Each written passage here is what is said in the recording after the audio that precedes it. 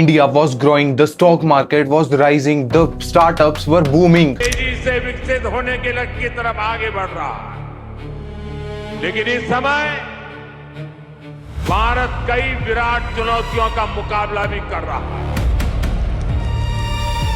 And the world called India the next superpower. साथियों, हमें petrol diesel का उपयोग कम करना होगा. हमें विदेशी मुद्रा बचाने के जो भी रास्ते हम लोग अपना सकते हैं, हमें बचाना होगा.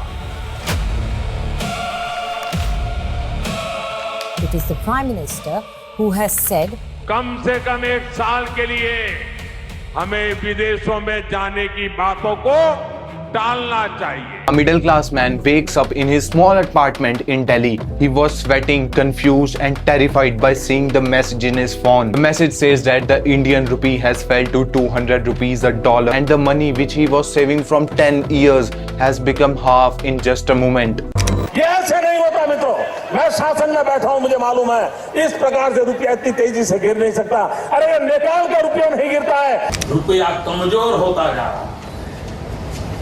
विश्व व्यापार में भारत टिक नहीं पाएगा. But suddenly something unimaginable happened. He checks the grocery prices, milk, rice, fuel, medicines. Everything was rising rapidly. His money was still there, but overnight the value of the money has declined. Fear spread faster than facts. In small shops were only showing the economic debates. India has now surpassed Japan to become the world's become the fourth largest economy in the world. It is now worth more than $4 trillion. Japan has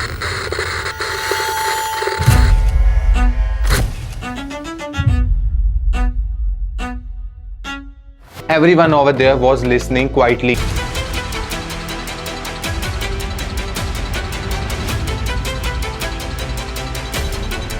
But almost nobody was talking about the real reason. For years, India was presented as the future, the fastest growing major economy. I believe that India is the future.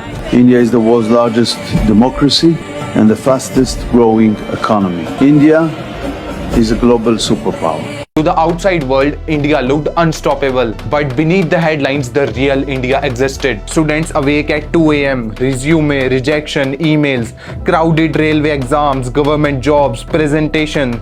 Every year, millions of young people in India enter the workforce, all carrying the same dream: stable life, a secure future, a chance to succeed. But slowly, that dream became harder to achieve. Degrees increased, competition increased, and even the numbers of applicants increased, and the number of jobs reduced every day. Many young people did everything which their parents, the society told them to do. They study harder, they sacrifice their sleep, they work endlessly, yet many still felt trapped. And this created something very, very dangerous. An entire generation exhausted before their lives had even begun. Then came the another crisis. Cost of living. The food became expensive, the fuel became expensive, the healthcare became expensive, the housing became expensive. But the thing which remained constant was the income. For millions of families, life became a monthly calculation of their incomes and their expenditure. And while the other India has billionaire weddings, private jets, luxury shopping, expensive cars, India was creating enormous wealth, but not everyone was getting it. One India was living in luxury and the second India lived in struggle. The gap between the rich and poor started growing very rapidly. And for many ordinary citizens, the dream of financial stability felt increasingly distant. Because while some Indians were richer than ever, millions were quietly falling behind. And while all of this was happening in India,